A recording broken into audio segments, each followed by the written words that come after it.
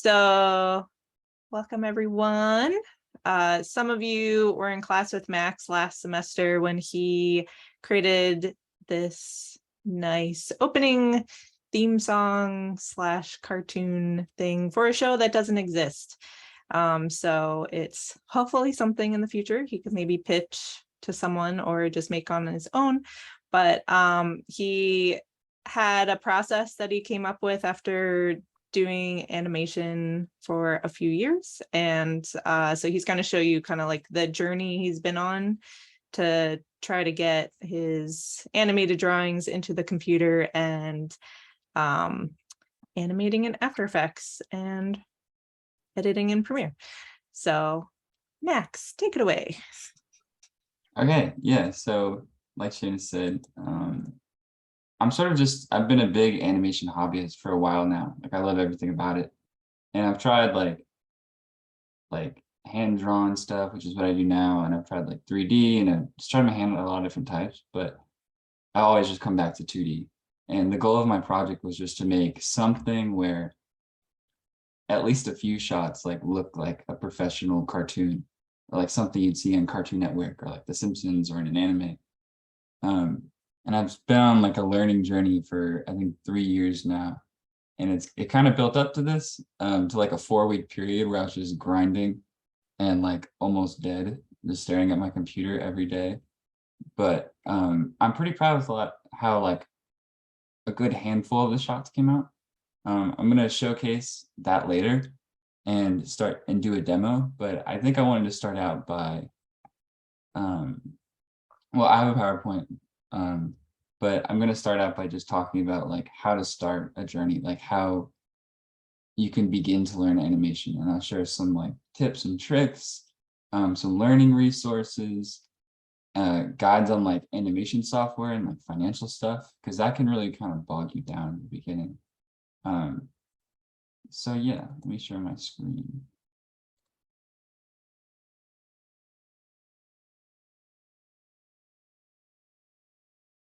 Everybody see it? Okay. So yeah, it's just going to be about making cartoons in Clip Studio Paint primarily, because that's what I work in now, and then compositing in After Effects. When I started out, I had like my parents' iPad, and I just downloaded Procreate for $10. And I think anyone who wants to learn, or anyone who's in the process of learning, like I still use it. It's the best thing you can do because it has like the most bare bones, simple, but really pure like animation software built into it. It's really just like a drawing app, like digital art software, but you can make your drawings kind of come to life a little bit. And pretty quickly you realize like once you want to start doing something a little more ambitious or even something simple, you realize like what you're lacking. And I think that's a really good place to start because you just figure out what you want, you know, like as you're creating, like enacting your vision, you're realizing what you need. And I think that's a really important step along the way that I know there's some animators in here and they've probably gone through that. And you start going on the hunt for like, well, what do I use? I think it always depends on your style because there's so many different styles, but Photoshop is like, if you have your school access to it or just can get it somehow, Photoshop is an amazing art software and does have some bare bones animation. And it links with Illustrator and After Effects and Animate CC. I'm not the biggest fan of that one, but it can do the job. Like it just depends on what your vision is and what you want to do. So the Adobe Suite's like your best friend when you're learning, and it can be paired with anything. You can pair it with Procreate, you can pair it with Clip Studio. And it's kind of the way to do that is I used this for like 2 years. This AstroPad. We're falling into some dark times. Like it used to be free, but now it's $30.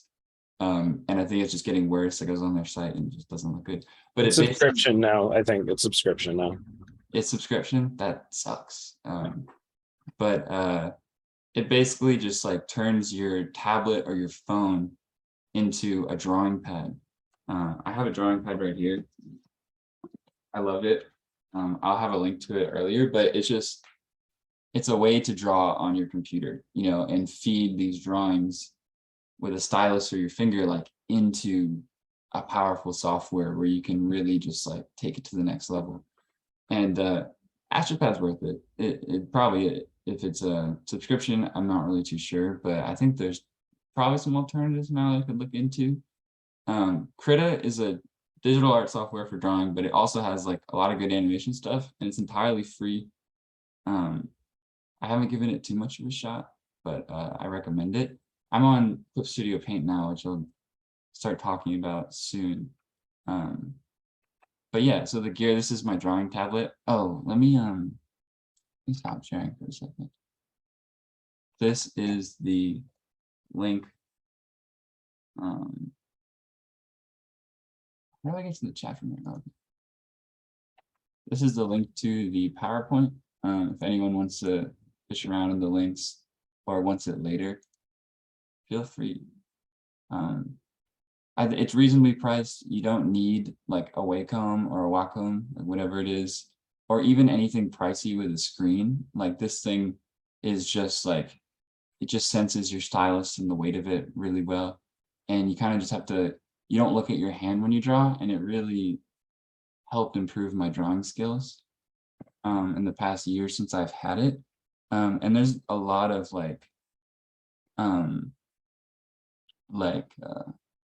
cheaper versions of this. Like I was in a Best Buy recently, and they had a Huion, or however you say it, for like 20-30 bucks, and it looks pretty nice.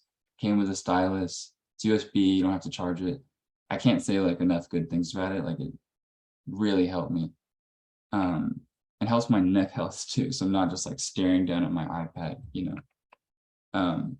But yeah, so I animate on Clip Studio Paint primarily for character animation. I love it. I love it to death. Like if you go on Twitter, like it's like what your favorite artist's favorite program, basically. Like it's great. It used to be a one-time payment, but now it's not. It's kind of sad that it's going that way, but it's what it needs to do to grow. So, but it still has this amazing deal that I used when I first started, where your first 3 months are basically free for like 99 cents. And I'm going to demo this and just kind of like show it off and like try and get more people to get on it, because it's worth it. And if you're into making comics and stuff, it's really good for that. I haven't tried, but it's cool. So this is a bunch of just a few learning resources that helped me out when I was starting. This book is kind of like a staple at like animation like school. Like I bought it from like the Syracuse bookstore. I just like found the animation class listing and just went and got it. And it didn't give me like too much game. Like it didn't really help all that much, but it sort of brought names to concepts that I had been experimenting with, you know, like animating on 2s, you know, the difference between animating on 2s and 3s and 4s and 1s and all that stuff, and talking about what a keyframe is. Like a keyframe in animation isn't just like a tool, like a feature in After Effects. The keyframe has its own definition, things like that. And sort of like when I started like learning more online, a lot of people were just using these same terms, and it just helped me learn. And it also gives you some good like animation history too. But right here is a link to just a PDF of it that I found. I highly recommend just like saving the link and having it. It's great. Oh, so Melise, I sent a PowerPoint up here, and this has everything, all the links. And then this book right here, Framed Ink, I read it like 2 years ago, and it's not specifically for animation, but it really helped me just like motivate me to start drawing, you know, like it's craft stories from the blank page in animation. That's what makes it so cool. And this next link is my personal YouTube playlist full of animation tutorials that I've been building up over like a few years. And it might have things that are helpful to you, it might not. And if you go into Clip Studio Paint, this is a YouTube playlist with they just have a really good guide on like how to do simple things in their program, and they're very short, very quick videos. Yeah, Richard Williams died a couple years. It's cool to check. Richard Williams was a Disney animator. He was mentored in that coming up, and later in life he had some beautiful hand-drawn animated, like, I don't know if he ever made a movie, but some really beautiful stuff. Just like type in Richard Williams animation. It's really worth it. He was animation director on Who Framed Roger Rabbit. Was his That's big. what it is. Yeah. He has some solo stuff that he did later in life that Beautiful. one never got finished before he died, but it's like really beautiful. I highly recommend it. But yeah, so those are the learning resources. On to the next thing. And now I'm just gonna start going through like my project workflow that I devised. It's pretty standard. But this is just what I came up with when working on the project last spring. I'm going to go more in depth on this, so I won't hang on the slide for a while, but basically you do previs, which leads to your animatic, and I'll explain what an animatic is and show mine. An animatic is one of those like important things I could have ever done. I don't think I would have finished the project if I hadn't taken the time to make an animatic. Well, I didn't really finish it, but like, you know. And then your animatic leads to edits. You know, it's kind of like you're editing like your short film that you shot on a camera. And then you start like breaking it down by shot and animating it. Yeah, animation is never truly done. In my case though, I had like black screen though, but it really never finishes though. Sometimes you just gotta call it, you know. And so my demo today is gonna be about like, how do you take a shot from a sketch to a fully composited shot that you think looks great? And so I'm going to go super in depth on that. And then you can cut your shots back into the same timeline that you used to create the animatic in either Premiere or Resolve. So you keep that same timing you established. And then after that, you're going to do more edits and all that stuff. Then you want to have your color, and then you can export it, which I'll totally go into. So this is previs. You create your storyboards, your concept art, character turns. I think character turns are really important because like I have these colors right here. So like I would just keep this file open and I would just have an eyedropper, and whenever it's time to like fill in color, I just had this open and it stayed consistent across the whole project. And I got this from Chris Bennett. He's here, I think, his SUP meeting a few months ago, and I just totally copied everything. So if you want to learn more about character turns, storyboards, previs, and all that stuff, I highly recommend his SUP meeting, which is on YouTube. I don't have the link to it, but yeah, this is always really important and really fun. Like just start on paper, just like nail everything down that you want before you start really animating. Like it'll save you so much time. And then the next step is you really want to create your animatic, and an animatic's great. The way I would describe it to anyone who doesn't know is it's if you had like a ladder and the bottom of the ladder was your sketches, like your raw idea, and the top was your finished product. The animatic would be like 2 rungs above your storyboards and like 3 rungs below your final product. Like the animatic is an animated storyboard, and it helps to establish timing. Like timing, really, that's like the main part. It depends on what type of project you have going for you. But like I know, like, correct me if I'm wrong to anyone who was at the Pixar talk at SU, but like Pixar blew my mind. They said they spent the majority of production in animatic phase, where they really nailed down that emotional timing. Like it's like your editing phase in a live action project, you know. It's great. So I'm going to show a little bit of mine. Let me see if I think I do have audio going. Yeah, I do. Okay, so this is kind of what it looks like.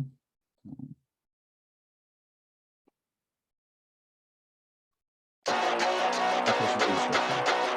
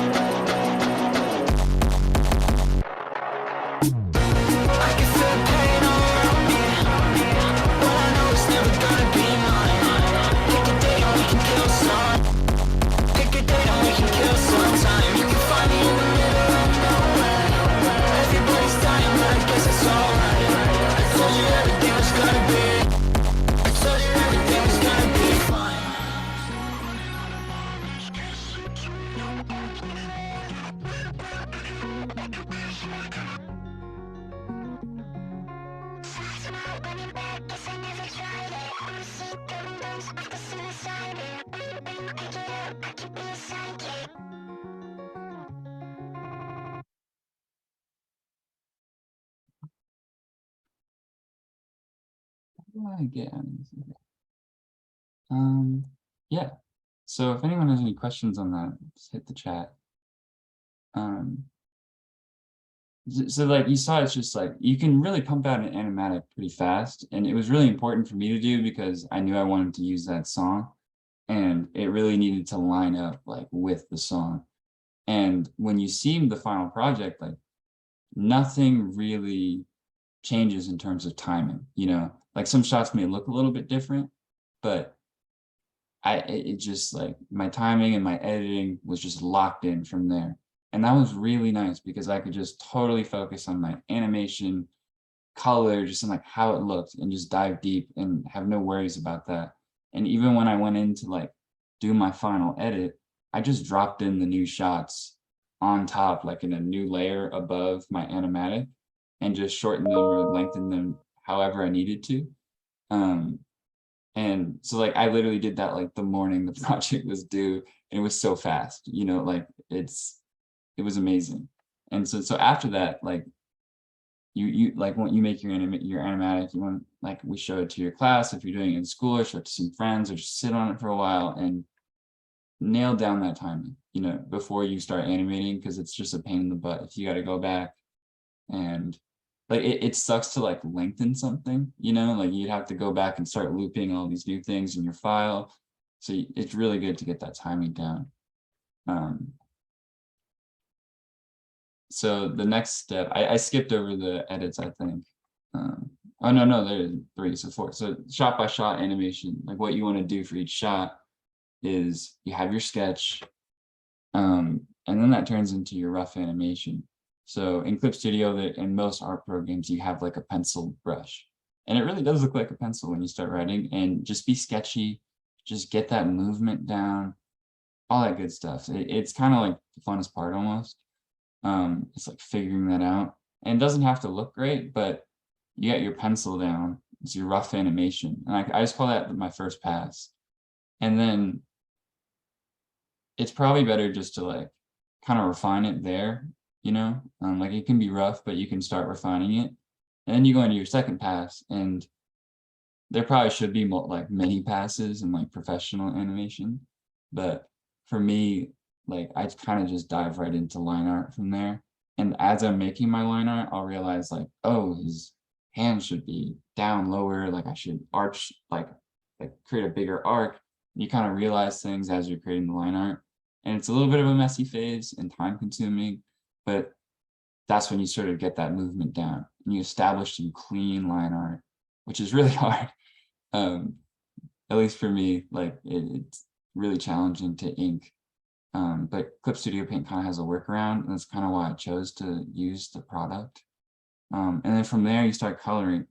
You get your paint bucket out and you color in frame by frame, which can be pretty tedious. And then that moves on to compositing, which I will demo later. So I'll show the final product that from the screening. I haven't really worked on it too much this summer, not enough to like start cutting shots back in. So this is what I showed at the end of last semester. It's a fun mess. It has varying aspect ratios, a random CG shot, some black screen, some shots that are just line art, no color. So, but I'm so proud of it.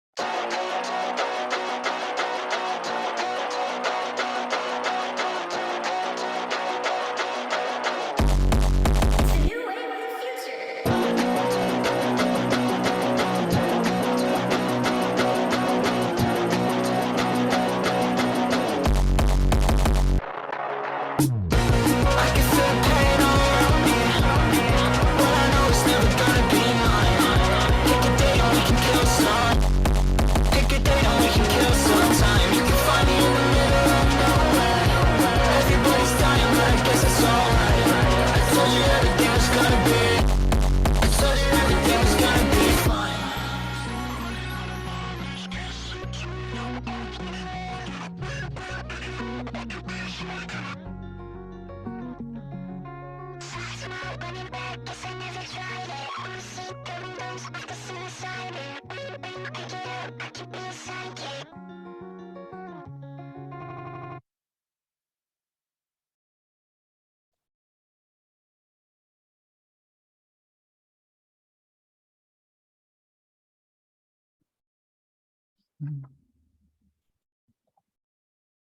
How the hell do I get out of it?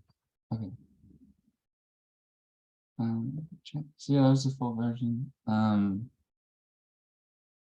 Did I animate the fisheye? Yeah, the fisheye lens, I actually just animated that sort of with the perspective in mind as I drew it. But then I just I composited everything in After Effects and I just warped the image so it looked like it was shot with a fisheye lens. I think it could have been done better too, but like adding the film and the film grain and all that stuff, like it kind of brought it alive and like pulled that fisheye lens out a little bit, if you know what I mean. But yeah, thank you everybody for all the nice comments. Yeah, so I think I'm gonna move on to the demo. Yeah, that was the last slide. So I'm gonna just start showcasing some of the shots and show like the capabilities of Clip Studio Paint because I love it and I hope more people get to use it. And I think anyone who's taking that next step in their hand-drawn 2D, like I think this is like it's somewhat affordable compared to things like Toon Boom Harmony and like professional animation software. I think it's really worth the money that you're putting into it. So not this one. I'm gonna start with it's this. Yeah, so this is the shot where like he jumps up and falls down, and it was like my first time like trying to animate like a full body movement. I don't think I nailed it, but it was really satisfying to get it done. And sort of like the most like ideal way to tackle an animation is like you do your sketch, your line art, and all this stuff, but it's really about how you separate it in your folders. Like, so if you look over here where my mouse is, it looks kind of messy and gross. It could be a lot better, but this was like a big shot. So not all of this is for this. There's only a few things. I don't think this program has that little like shy guy that I could like hide things with, but that'd be nice. But sort of the best way to sort of start any shot is you want to separate your line art from your fills, like from your color. It just makes for a cleaner workflow, all that stuff. Like, and I'll show you like this is kind of the right way, and in my next shot that I'm going to show you, I'll show you the wrong way. At least to me, like it's not wrong if you do it like that, but it just leads to bigger headaches down the road. So that's all the color gone, and the line art can just kind of, I'm satisfied with it. It's good. And this was the rough line art. So this is like my pencil sketch, you know, as I'm going through. This would be the first pass, and then I have my second pass, and I won't stack them. There it is. Okay, so I didn't color code this. The best thing you can do is just always color code. Like if you know, like all your line arts are gonna be, all your line art folders are red, all your colors are yellow, all your sketches are blue, things like that. But so the way this works is I basically have a new drawing for each frame. And it seems like a lot, but the Clip Studio Paint can really help push you along so you're not actually manually drawing each frame, because that sucks. Like it's traditional animation, but like I'm trying to avoid it at all costs. So Clip Studio Paint has really powerful vectors for drawing, and it has good tools for your raster drawings too. And the difference between vector and raster, like raster is made up of tiny pixels, and so like let's say if I scaled it up, the computer would start to guess at the color or the position of these pixels as the image gets scaled.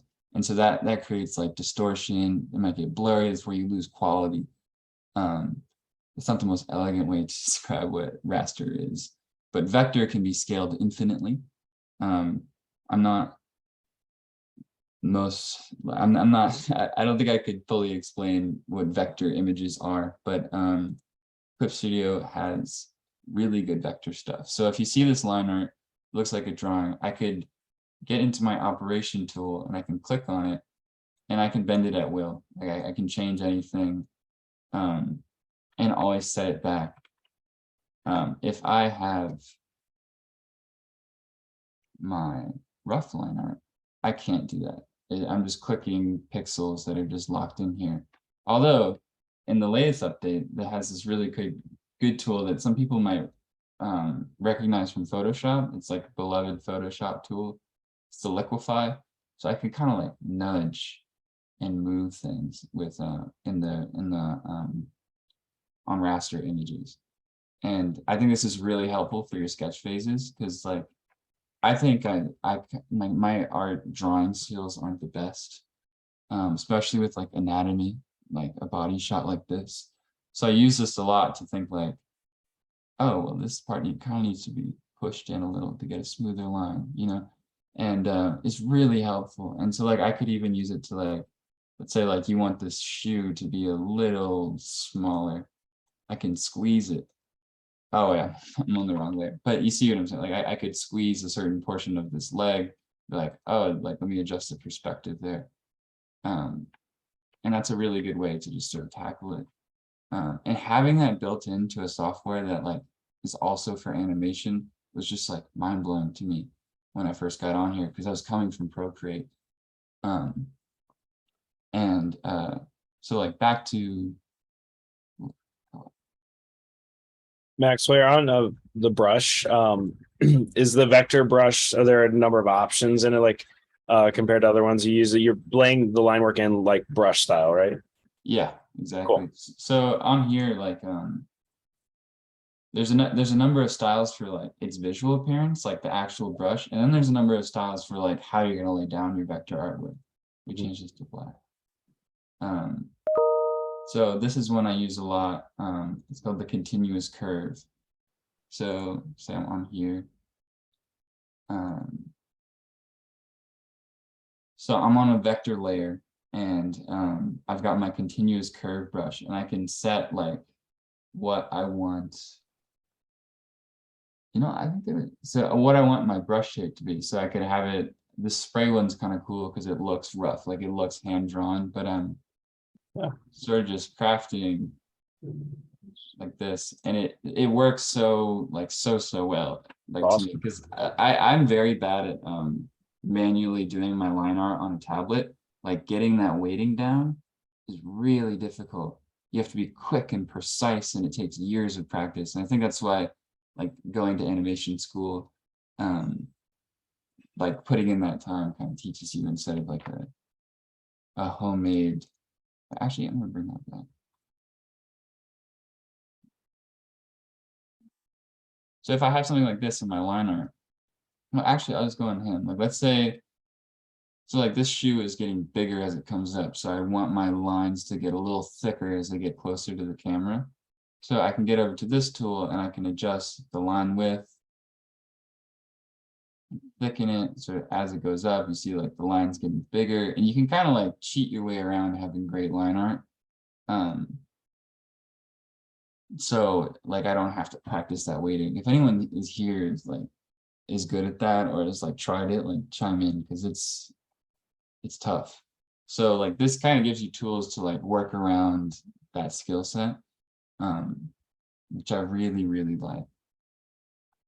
Yeah, so that's for this one. So I think I'm gonna move on to the next my next shot. Let's see, it's this one. I think this was my favorite shot from the project. And oh, it's lagging. But so it's like for this, I made that background, like the tunnel, in After Effects. And from here, I did my sketch into line art, into color, and I started to like prepare for compositing, which is something I'm going to talk about right now. So in this, I really like how this shot came out, but I made a number of mistakes in like file structure in my actual animation with my shadows and highlights. So yeah, like if you can see like the shadows on this guy, like as he's going up, this was really hard to animate because like I'm layering it on top of color. And so if anyone knows like what an onion skin is, if I turn my onion skin on, it depends on It might be hard to see. I'm just trying out the color. Well, an onion skin basically just shows you like what your previous frame was. And that's like a major tool when you're animating, because like you can pin yourself between like this frame and this frame. You see where you've come from, you see where you need to go, and you make your in-between frame. And that's what you draw there. My file structure is so bad I can't even like really like show you, which sucks. Oh, as you see this like blue and green right here. This is the blue is probably from the previous frame, and the green is the next frame. So it'll always catch back up with itself. And you use that to like animate, to like draw your sketch, like your first pass and all that stuff. And when I was doing my shadows, I could not use an onion skin because I had already done all my color fills. And because like the color was blocking everything below. Yeah, so like when you just have your line art, it's helpful, I would say, just like get a brush in another color and like a red or a blue, and just draw your shadows or your highlights as lines. So they're just line art, and then you can go in and you fill in your colors while you're doing. So like you'll knock out your highlights and your shadows while you're doing your color. So like with animation, like the most prep you can do is the best. But I was kind of doing like, I was just going shot by shot like a maniac, just like finishing one shot, moving on to the next shot, just finishing the next shot. And if I did another project like this, I would totally do the whole project based on my animatic, just the line art. I would just focus on line art and animating, do every shot. Then I would go through and I would color every shot and keep that really consistent, and just move from one phase to the next linearly. Because I was just one person doing this, and like one episode of Adventure Time probably has like 4 colorists, you know, who are filling in all that stuff, and it just moves from phase to phase. So I think when you're doing any sort of indie animation on your own, it's best to sort of emulate that professional pipeline, if that makes sense. I've seen a lot of showrunners on Twitter. They'll post their pipelines for a show, like once it gets canceled, they'll just like drop all the info they had. And it kind of works like that. It just goes from like phase to phase. One team takes this, the next team takes that.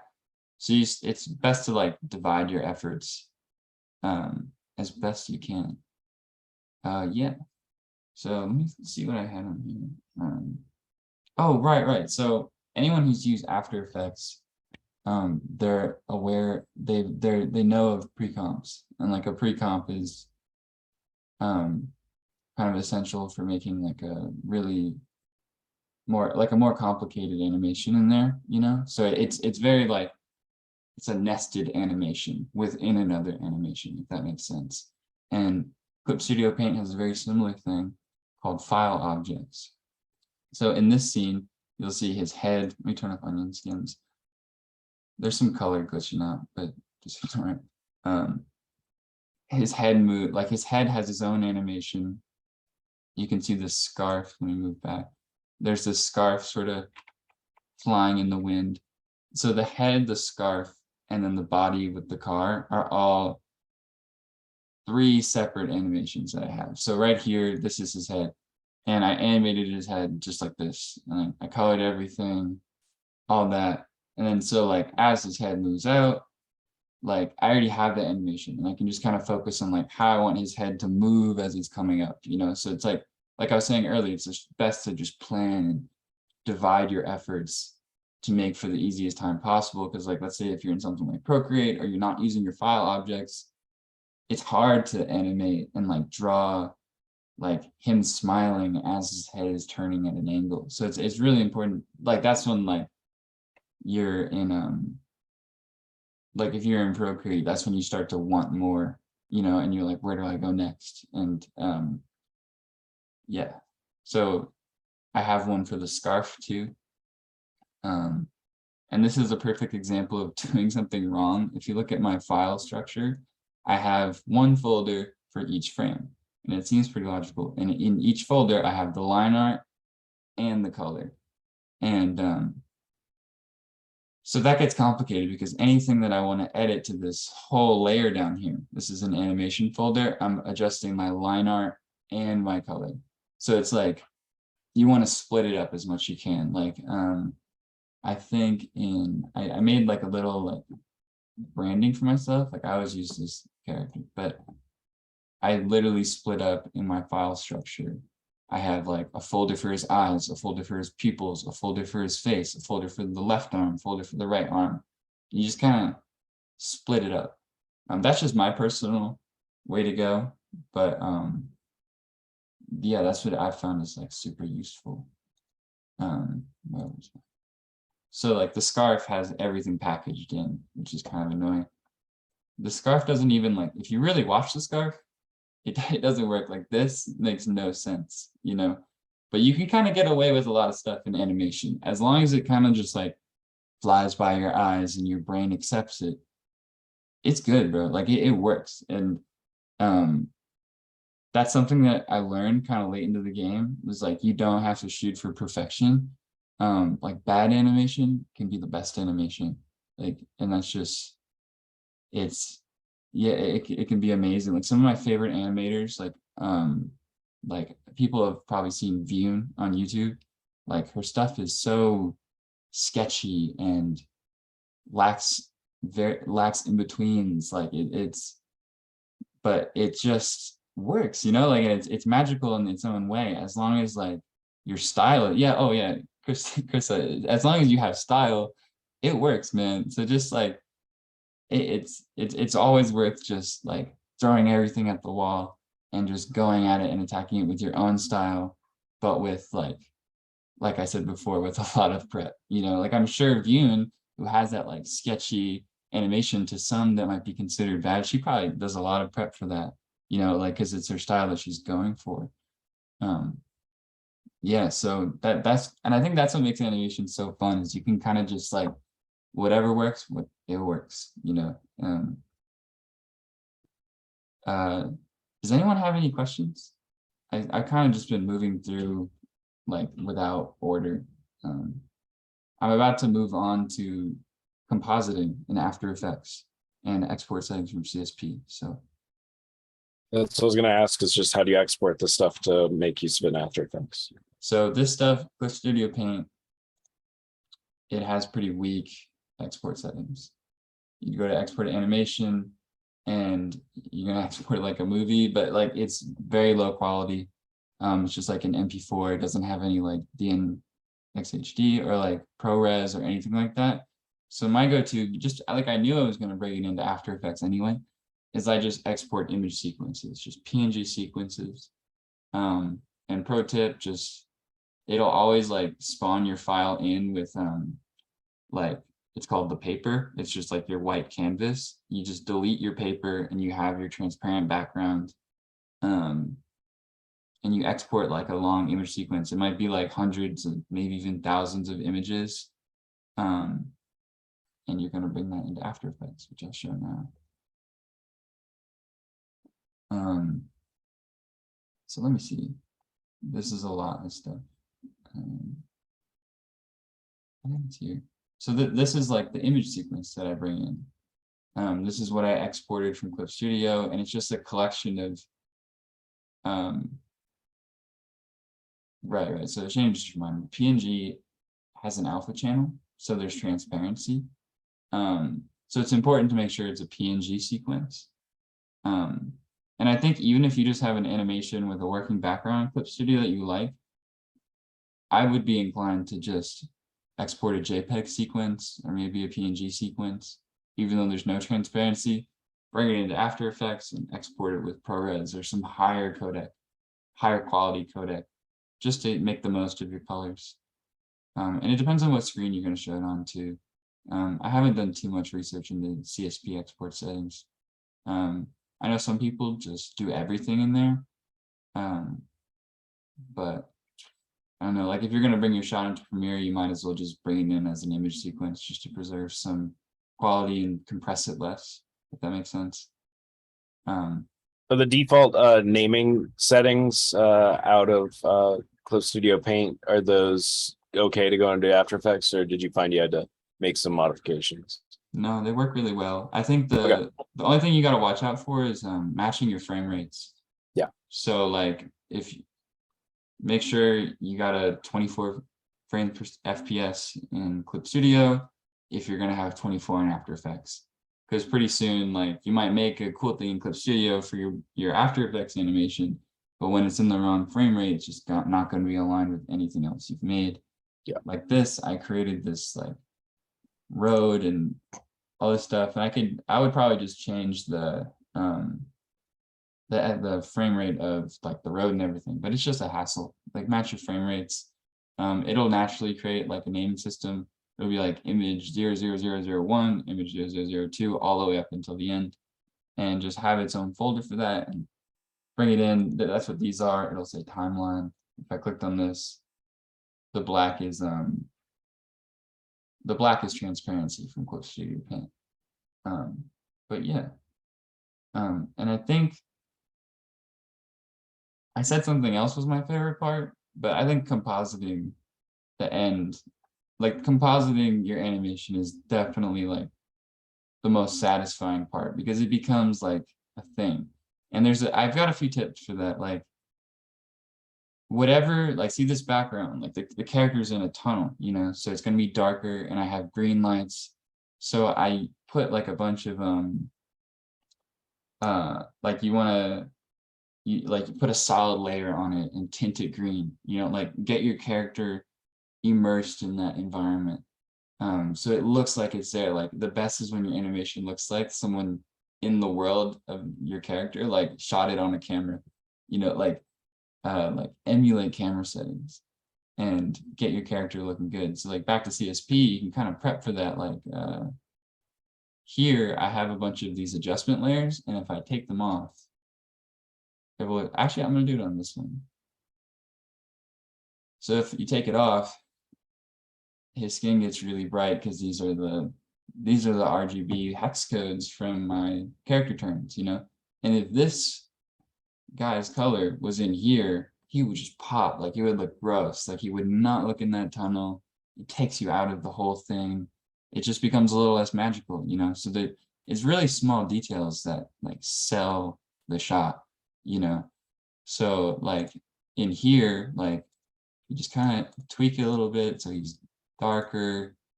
He's got a green tint, like the whites of his eyes should never be pure white. They're tinted green, you know.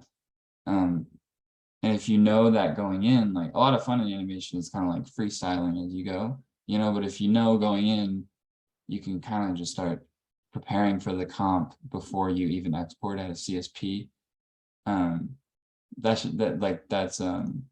something I can't stress enough.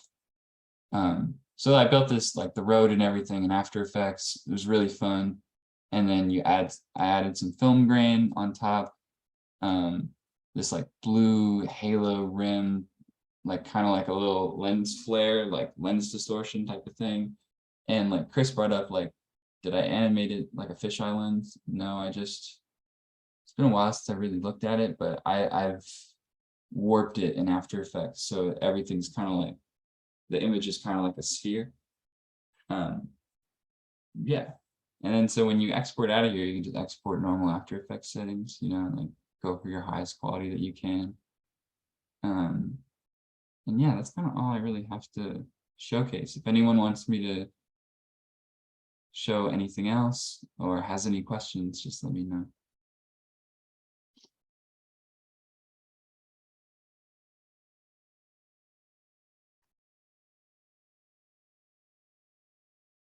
Well, it looks beautiful. Thank you. Absolutely love the style. And it's like the shortest thing ever, but it took forever. But That's how it works. that's how it goes. It was fun though, really fun.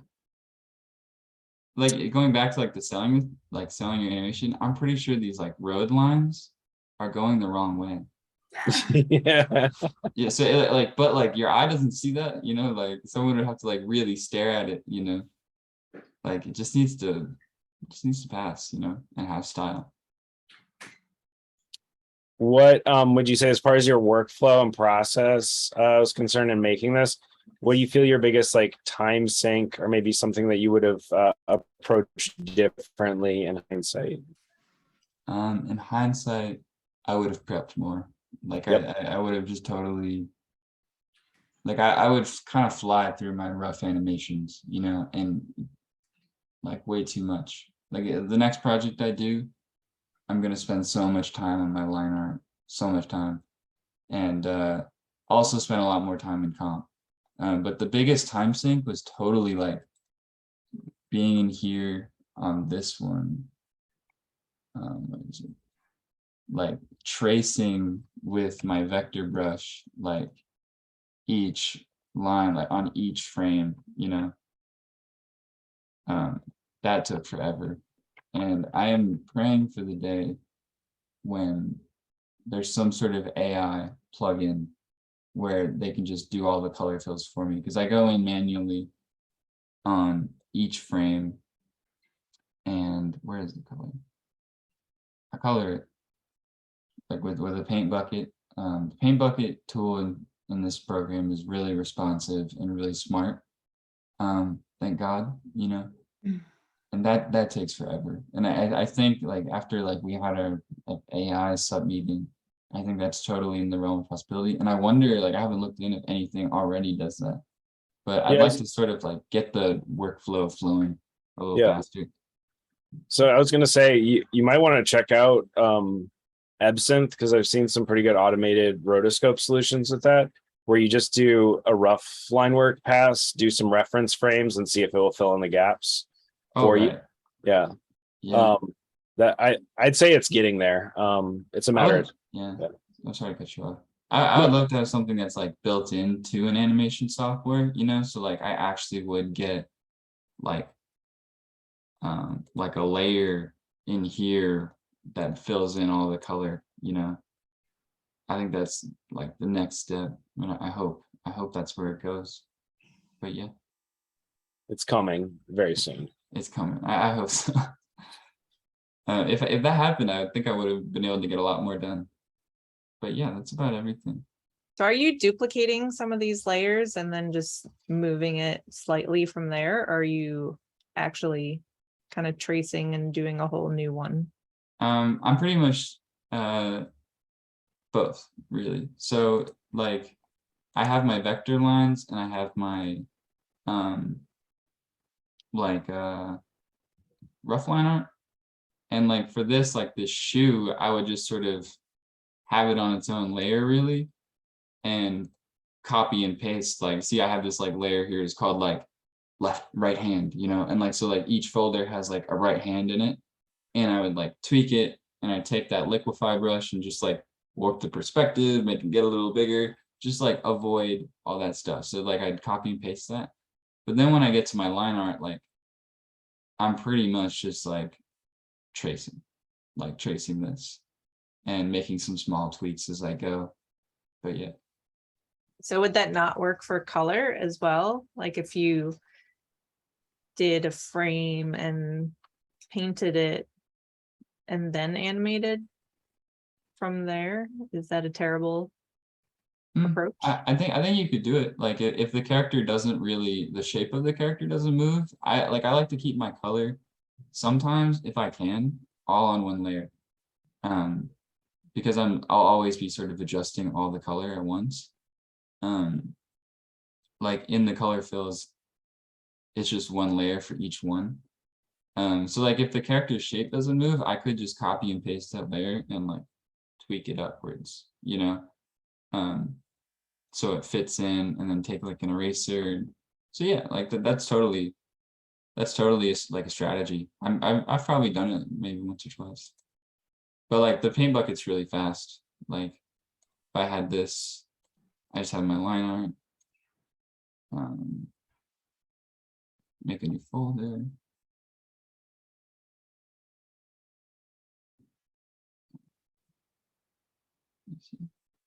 Actually, it's not worth like going deep and dirty. But the paint bucket is really fast.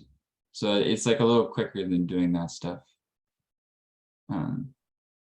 Yeah. And then have you found that there's just stuff you try to draw in here and then you just can't do it, and After Effects would be better for like maybe a walk cycle or something? Yeah. One of the shots in the final where like the guy like pushes the button, just like the character was just like a shadowy figure. So I just did it in After Effects.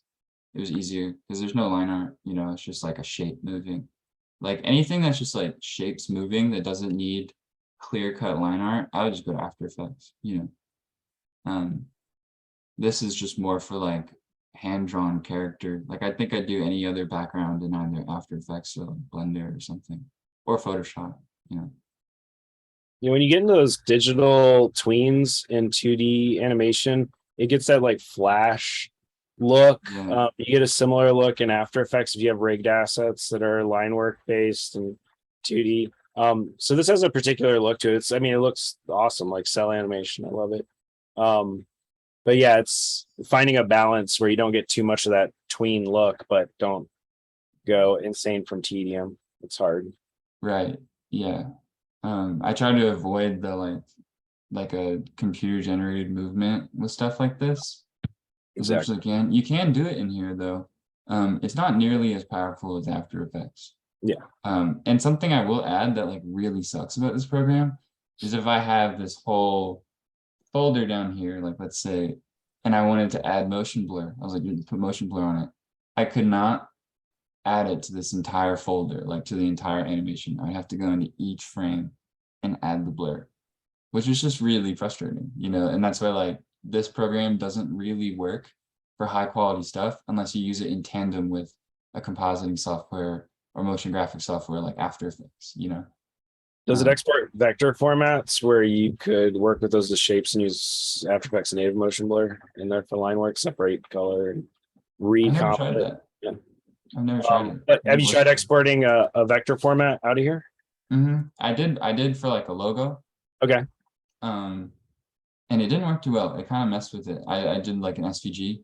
Yeah. And a lot of like any gaps I had, like in any fill, just got like closed, or Yeah. like it'd be warped a little and I'd lose detail. But I think if like you're in Shayna's animation class and you have to do like a personal branding thing, if you want to give it a little more of like a hand-drawn feel, but still have the clean crispness of like After Effects and Illustrator, you could definitely come in here and use like the vector graphics and stuff, or take the vector graphics and bring it into After Effects. You might lose a little bit of your detail, but I think it would work great. Yeah. And So, one last well, question from me. So Photoshop has the onion skinning feature as well. How is this different for those who've used that? it's not all that different. I haven't really played around with Photoshop's onion skinning, but like so right here, I think I'm only seeing one frame behind, but I could adjust my onion skin settings and I could see like 6 frames forward, you know. I don't know about Photoshop's capabilities, but you can really work with it. And there's things called light tables that are basically just like a digital version of like the light table that like classical, like traditional hand-drawn animators would use. And like a light table is like, I really suck at using them in Studio Paint, like they confuse me. I'm trying to find it, but it's basically like a portable onion skin. So I could take any onion skin from any layer, no matter how far it is, and then I can position it behind my character. And that helps with like hand drawing stuff and keeping it like the perspective in line, just like how wide someone's face is. You can move it around. Let me see if I can find it. This should be my light skin light table. This in here.